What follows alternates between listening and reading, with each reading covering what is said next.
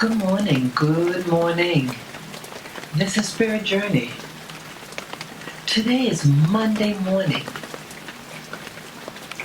It is May 25, 2020. And the time is about 5:40 a.m. Yes, I've been up now a little over half an hour. I was just fixing my elixir to drink. Yeah, I want to, when I wake up in the morning, to get my liquids in the morning to kind of like rev me up. I drink a quart of water. I've been doing the water thing, I think over a year now.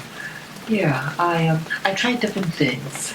Sometimes I used to have my filtered water with my powdered greens, or sometimes I do the vinegar and molasses, things like that. Well, what I'm doing now, I have my MCT oil that I just started, the powder form. I had the oil form that I was using, that I was introduced to that about 2 months ago. And what else? Yeah, this elixir is a little bit more complicated. It has it has sea salt, the MCT oil, cayenne pepper, and I accidentally put a little bit too much in when I was pouring out the bag. Turmeric, almond and vanilla essence. What else? Oh, what else? Oh, these mineral drops, the ionic form, and I forget what else. Yeah. So, and then I mix it up. So that's being set on the side. But either way, what I want to talk about today, I fell asleep with the video playing, and as I awaken around 5 a.m., a video is a lecture of this famous author, and yeah, it says the name of Wayne Dyer. I think he's the one that wrote the book Erogenous Zones that came out in the 1970s. And he was, when I woke up, he was giving the story about an incident that happened. It was a poem. It was a poem about the story of this lady. And a lady's on a airplane, I think it was, and this man was eating her cookies. You know, like when you're on a flight, the stewardess, give dinner or little snacks, and it's in poem form, so it rhymed. But it was about perception. And the lady is getting pissed because, like, she'll put a bite of the cookie, take a cookie and eat it. And then he would take one, and going back and forth, and how upset. And then he takes the last cookie, and she said, he better not eat that last cookie. And so he breaks the cookie in half and gives her one. And she's just flabbergasted. And then it's time for them to get up, and she got up, and when she was getting up, a bag of cookies, I think fell off her lap, or she sees it on her lap, and then she realizes the whole time that it was that man's cookies, and she was eating his cookie, and how the man was really nice and very loving, and she was the one that was the cookie thief and not him. In the rhyme form, it was very fun. It was funny, but it had me thinking. this man, the author Dyer, what I gather with the lecture at least, that it's about love, that we have baggage, and he was explaining about his background, and he was raised in a home where the father left their mother, and so it was a single adult household, raising children alone. And the father eventually dies of cirrhosis of the liver. So his thing was, we all have our backgrounds and everything. And it was about forgiveness. And he was saying, like, you can have, like, if you squeeze an orange, juice will come out. And the juice that would come out is orange juice. So he was trying to give an analogy, and a little girl had said, according to him, "Oh, that's stupid. Of course, when you squeeze an orange is gonna come out. That's stupid." So he says, well, exactly. What comes out is already what's inside. So I started thinking about my life. Because he was saying a lot already. Again, I was like awakening from a sleep around 5 a.m. this morning. And it's now 5:46. So I was like processing the information as I was awakening, listening to the video that was playing. When I fell asleep on, with my computer on, playing videos. So I started thinking about my life. And I'm going to mention some stories. But it's really, I say this not completely in antagonism against this speaker, but to try to analyze what's going on in my life, in the world that I live in. I think a big part of it, he hit on the head, is perception, how you receive and interpret the events that happen to you, such as the cookie thief of the lady on the plane, and all along, who was the cookie thief with her and not the guy. The guy was actually allowing her to share the cookies. So my thing is, what am I doing wrong? What are we doing wrong? Of the things that we could be challenged by, and be challenged by if you're a black person living in America, and how, because his thing was, at least at one point, about love, the importance of love.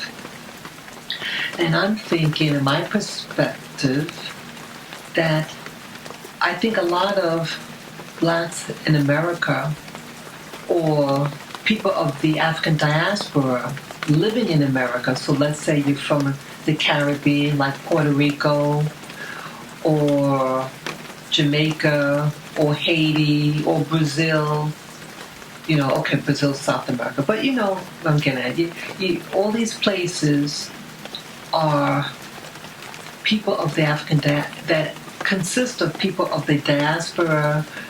Many of us are mixed raced, but either way, you will experience what they call discrimination or biasness, whatever you want to call it. That the fairness isn't always the same, and how we behave in America or in the Americas. So I want to mention some incidences, and it's really, I share this as a wake-up call because of perception.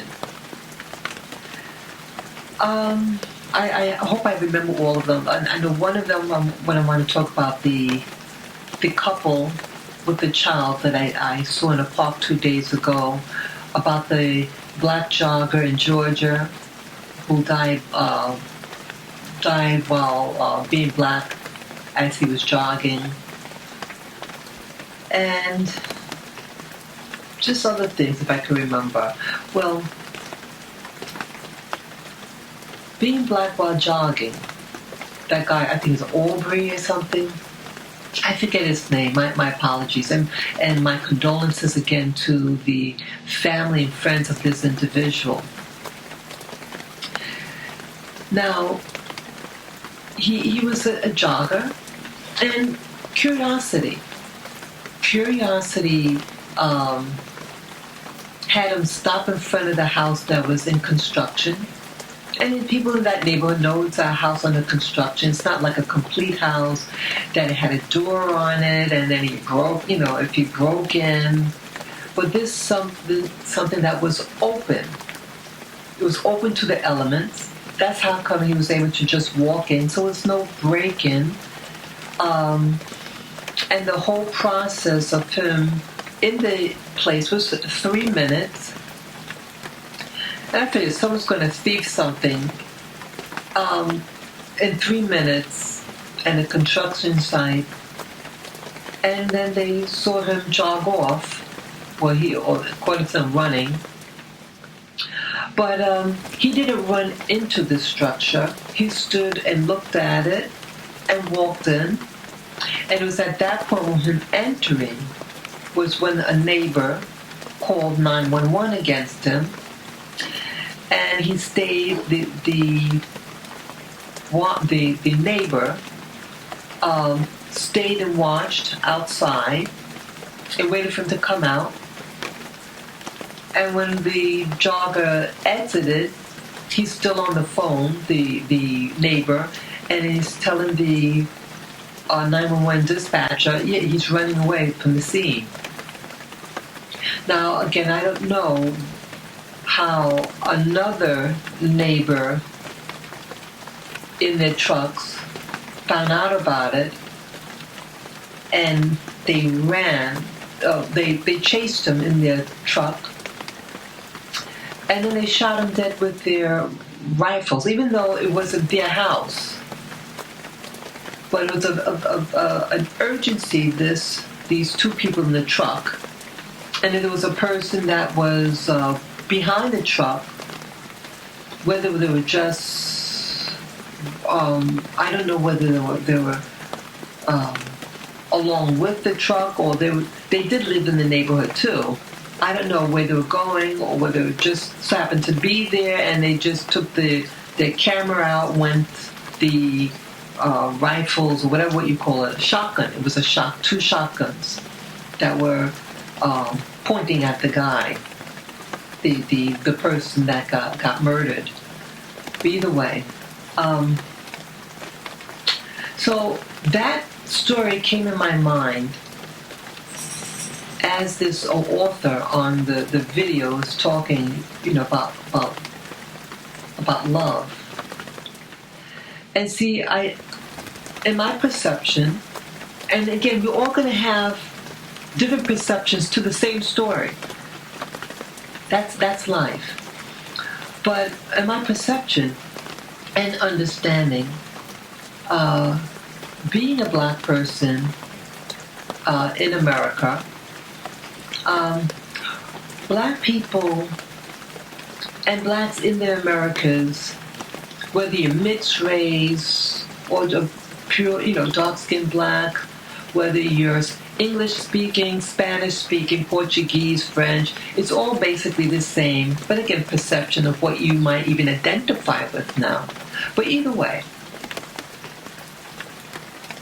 we're taught to be loving to white people. We're taught that not to get white people upset, not to embarrass white people because they're going to be angry. And we're taught that we're supposed to be very loving and tolerant of white people, what white people experience. And I'm thinking about my life, and there were episodes where a coworker was embarrassed and towards me of what might have transpired between us. And you're quickly, I mean, they don't even wait till the ink dries on the paper. You're out of the job. And in some cultures in America, in the past, in the South, that if you're walking on the sidewalk and a black person is approaching, and a white person is walking, and they're walking towards each other on the sidewalk, that the black person's supposed to move over on the side and let the white people come in. So it was that type of training that many of us had. I'm not from the South, okay? I'm not going to pretend I'm from the South. I'm not from the South. I'm from New York City. And during my lifetime in New York City, I'm in my 50s, we didn't have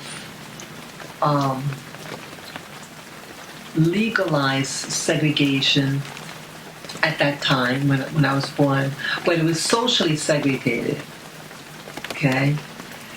But so little things like this that we're taught to always yield to whites.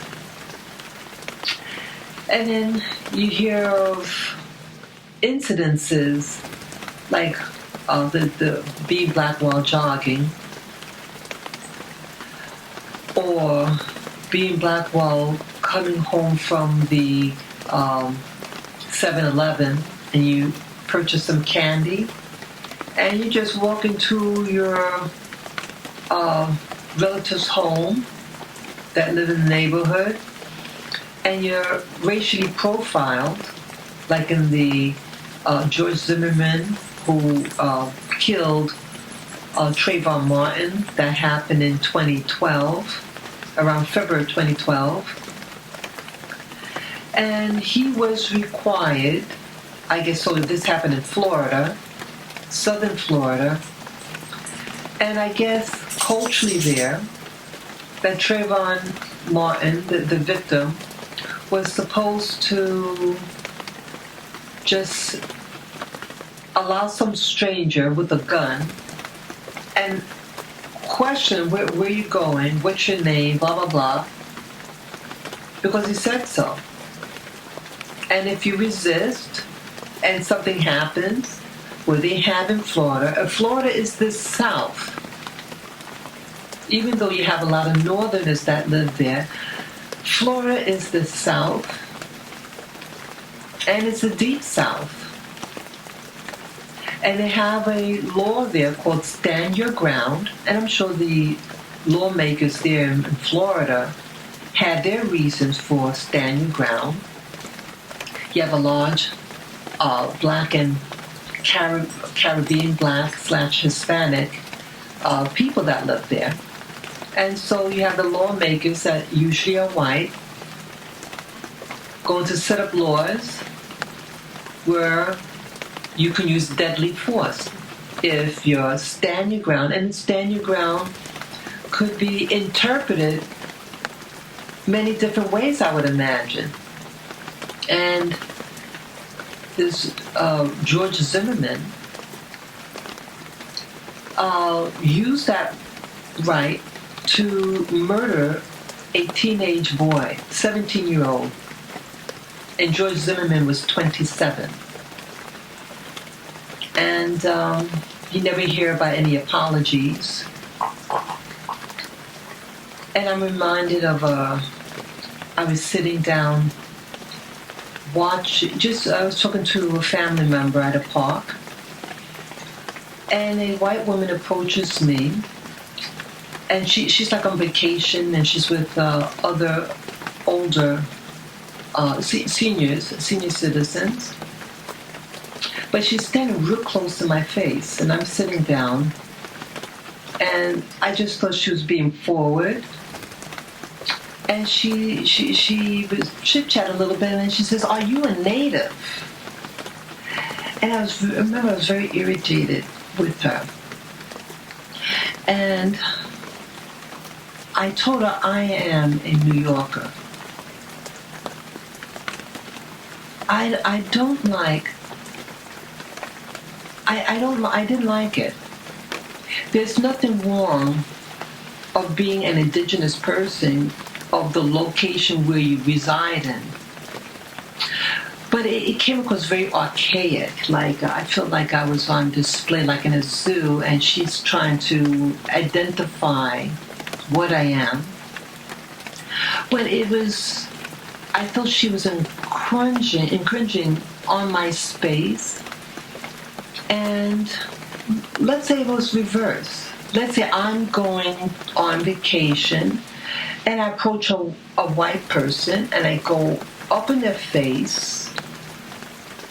And she's trying to be, I'm trying to be friendly, sound friendly and smiling. And I asked the white person, "Oh, are you a native?" How would it be perceived? It's when you say that, you in my interpretation of that is that the person who's doing the asking is putting themselves in the dominant role, the dominant seat, and labeling and categorizing someone or something. And that aspect I did not like.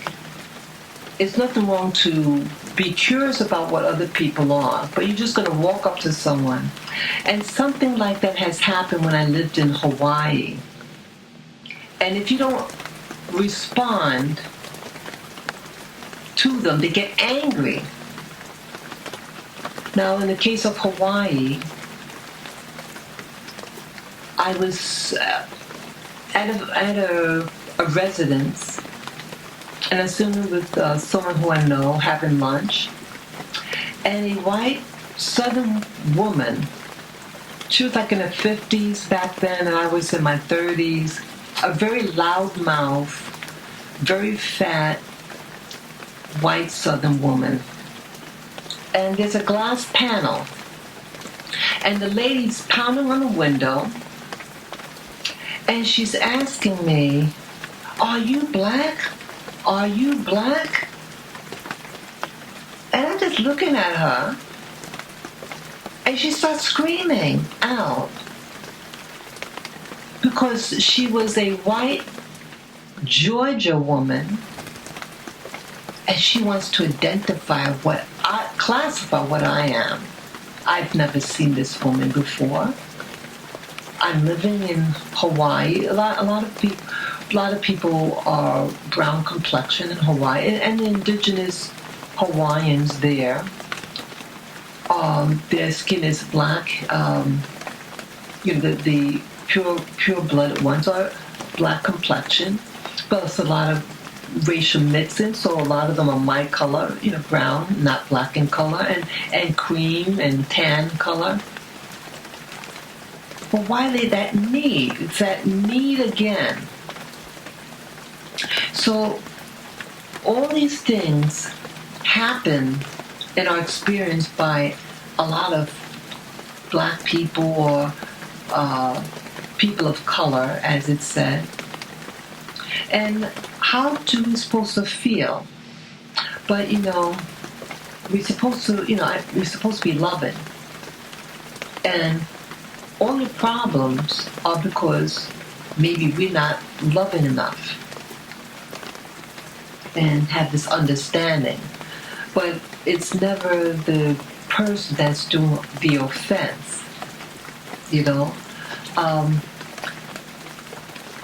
I'm also reminded about this other incident. Yeah, two other incidences, yeah.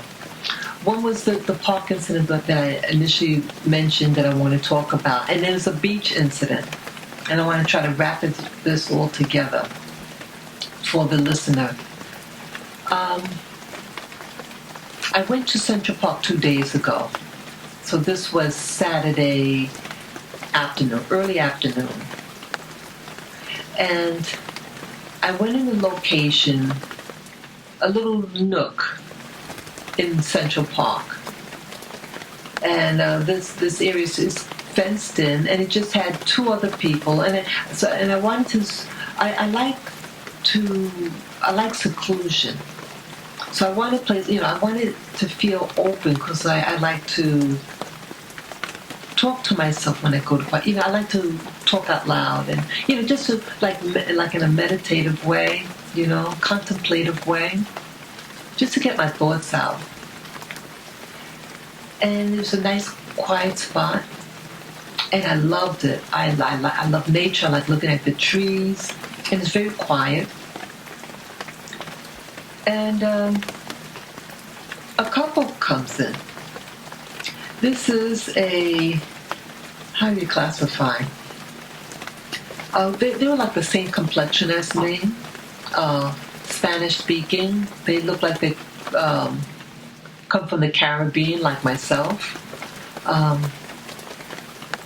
But I'm not Hispanic. And they speak in English initially, and then they speak English-Spanish mixture. It was a couple. Based on the music they were playing, it was a 1980s sounding music, so I assume they're probably around my age. And they had a little girl with them. The little girl could have been around 3 or 4 years old. And they turn on a radio or something. It was annoying because I didn't want to hear the music, but they have the right. It's a public park, and they play the music. But they're sitting right behind. They're sitting behind me. They might be maybe 20 feet away from me, behind me. I wish it could have gone a little further. But yeah, they're behind me, and I hear their conversation. The guy, when I turned around to just see what they looked like, because they were making a lot of noise, I never said anything. I was just curious, who were these, who were they? I see the guy, he looked like he had a hard life. He had a tooth missing in the front. And he's talking very loud. But the part that's what's of issue here is that he has a little girl. The little girl was his. And I gather with the conversation that the little girl and the woman, they were not mother-daughter. He was asking, do you know her name? And he was very what's her name? What's her name? What is this woman's name? So I assume, okay, there's this, someone new, the little girl was meeting for the first time. But it was like an interrogation. He said, well, I got to step away right now. I got to move away. And he comes back.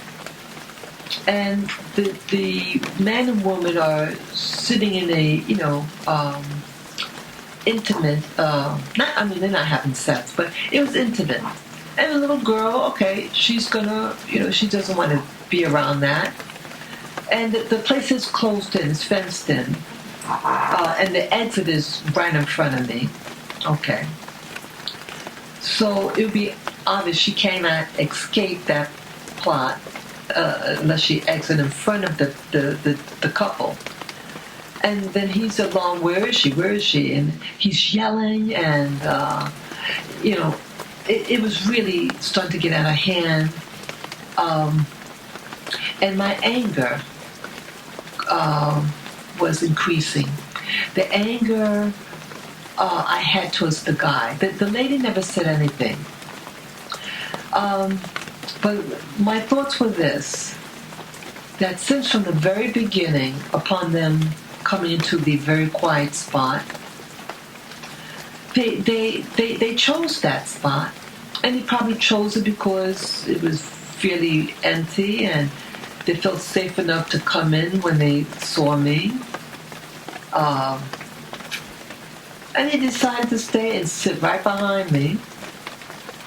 And they felt comfortable enough of the dialogue that was being sorry, I had to turn it on again.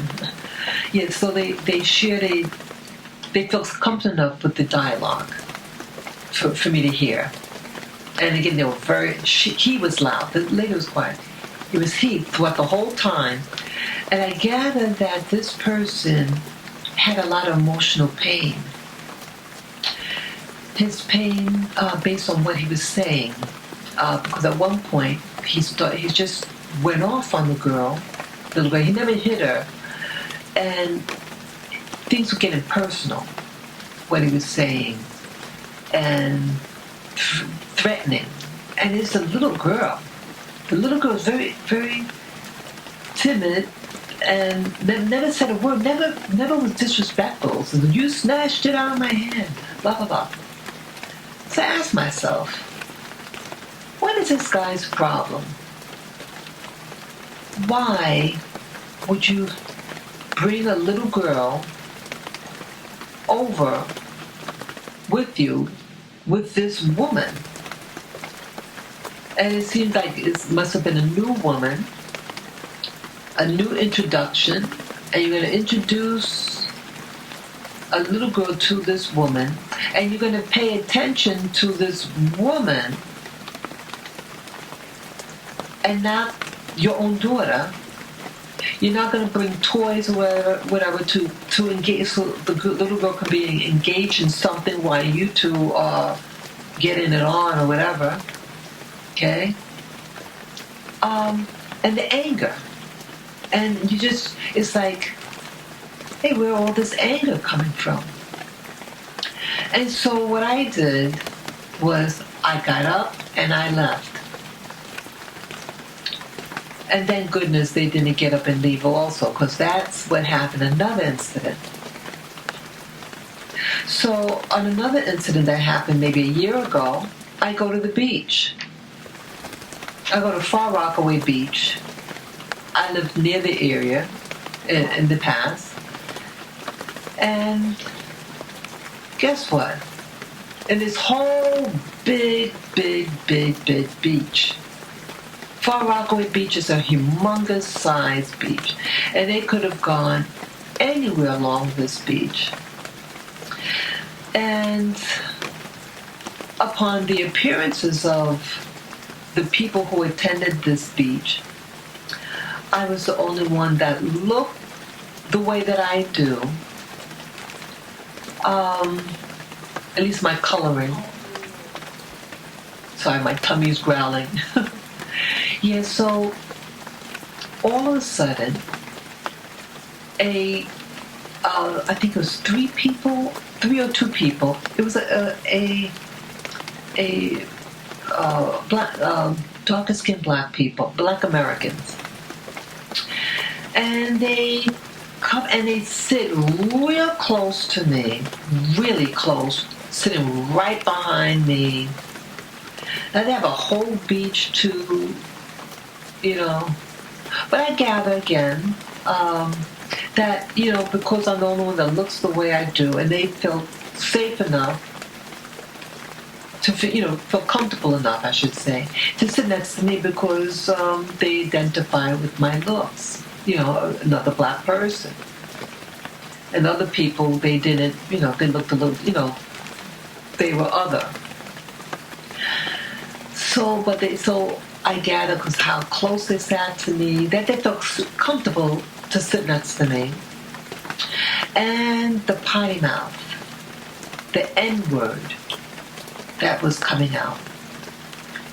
And they wouldn't stop with the profanity and the anger. So this is my point of this story. I'm trying to bring it all together now. About this love, unconditional love, and things that happen to us. What I gather with at least the latter two, the couple in the park with the little child, and the black people at the beach, they could have been a little younger than me. Yeah, they were a little younger than me. I think there were 3, or 1 woman and 2 men, or just one, something like that. We have baggage.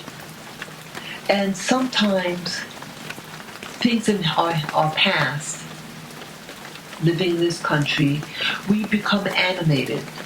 We walk around in anger.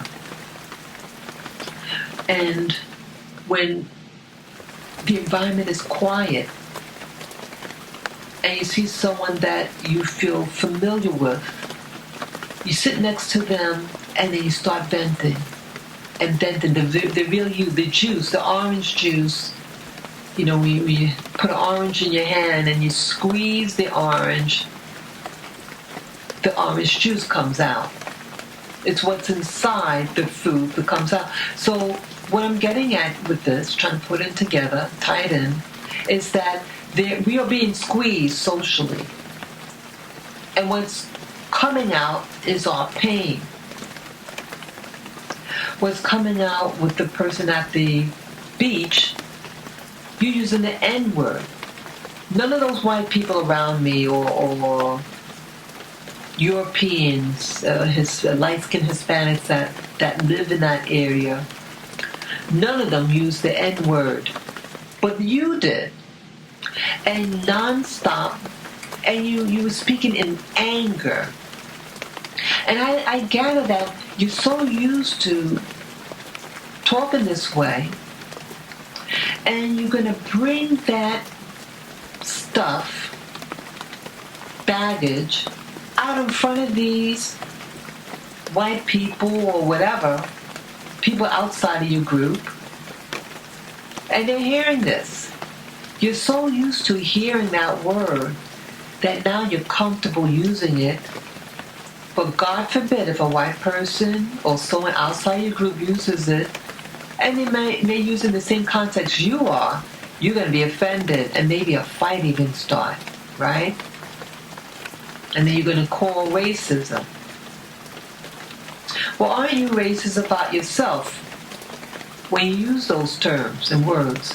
Why are you angry, people? Why are you angry? The Black Latino couple that sat next to me 2 days ago in Central Park, that the little girl, the father with a missing tooth up front, he looked like he'd been through life. Why are you angry? Well, we're angry because of life, and that we're taught in America that you're not supposed to you're not supposed to really express yourself to white people, but you go in your communities and you express it to one another. You express anger, or you express anger to your little girl. Remember, that little girl, she'll grow up one day, hopefully, and you know, these new girlfriends come and go. New girlfriends come and go. And you're taking it out on your little girl, your frustrations about life, your manhood. You should resolve your manhood issues before you put in get a new girlfriend and expose her, your little girl, your biological child, to a new woman. Learn to love and respect your little girl first. Have a great relationship, and then maybe later on, gradually introduce a new partner. Respect your children. Because see, what's happening here is you're teaching your daughter, your little girl, to be an angry person, someone who feels devalued. You're yelling at your child, but treating a stranger with respect, just like we're taught to respect white people, the people that historically are maybe offending you, that they may have a perception, white people may have a perception about you historically what we're thieves. If we're running, we're a thief. Even when we're just minding our own business and sitting down, and then ask, are you a native? Or A, are you a black person? These things are things that need to be addressed. And rather than us having to always explain to white people or whoever who is oppressing us at the time, see, there is a time to be loving. And like the cookie thief, that the man in this story about the cookie on the plane, it was his cookie bag, and she was taking his cookie. See, I think, the Cookie Monster was not a monster. He was of the receiving end. And the real Cookie Monster was the woman. And as an analogy, we're being angry like the Cookie Monster, the true Cookie Monster. We're taking it out on ourselves because of our perception. The perception is that there's something wrong with us, and we have to appease everybody and please everyone. Let's say you come from a family and you're like the runt of the litter, and you're being taught all your life that you're not valued in this particular family, that you always have to apologize, that you always have to walk on eggshells around these other people in your life. And what happens, you at a point, you're going to start getting angry. And sometimes you might take it out on yourself, or sometimes your health. You start to develop high blood pressure, unable to concentrate, and so you can't keep jobs and things like that. You can't keep on to relationships. So there's a point in life where you have to say, what's really going on here? Perception.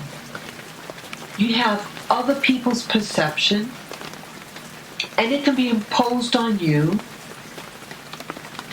and then you're stuck with this ball, how to express yourself. Some people can manage, like the man in the story of the Cookie Monster on the plane. Some of us could walk through life. We could go to parks or restaurants and feel okay when you get an obnoxious person who they don't know you, and they introduce themselves to you uninvited and want to know what you are, or are you native, or hey, I saw you jogging, are you stealing something? See, there's a point when you have to say enough is enough, and take the pain out from you and address the issue. So I really pose this question to you, to the listener. See, I'm sure many of you are going to resonate with what I'm talking about. And any race or nationality could receive this, actually, because these type of things, you just put a different label on, but it's the same type of thing. Let's say it's gender, you're a man or a woman, and things that happen between men and women, there's always going to be something. How do we get to a point of real spirituality so that when this time comes in your life, are we actually attracting this? Like the speaker Wayne Dyer was saying, that it's what's in you that attracts these type of people or incidences. If this is the case, what could I do as an individual to stop attracting people who are in pain, how to stop attracting people who start to abuse their children, or people who come up to you and they want to get in your business about race and what you are, or you're around people who are using the N-word. It's like all their juice starts to come up. And how I feel, I go to nature and I just unwind and just absorb. So what could I do? What am I doing to attract this negativity? Is this, some people believe in or have experienced what they call targeted individuals. They are TI for short. Some people are being tracked. And some people might think they're being tracked. Maybe they're in a secret program. Some people have experienced what they call the MK Ultra program and are being monitored. And I already shared with you some time ago an incident that happened to me. Oh, I think it's actually going on, let's see, 2 years ago. Yeah, 2 years ago this month. Remember the restaurant incident and the phenomena that happened in there. Minding my own business, having a good time eating. We're in the restaurant for 2 hours, and then a phenomenon happened to me. Something electronic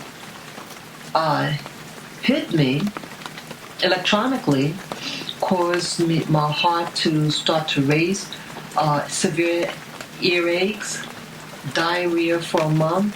What else? Yeah, all these symptoms. So some of us are experiencing things.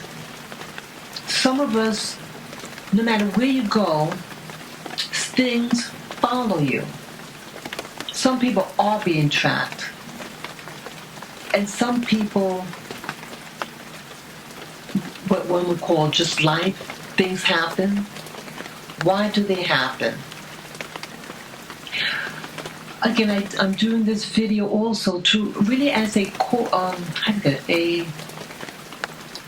awaken people that see some things really it's not so much you. Some things, yes, you can attract.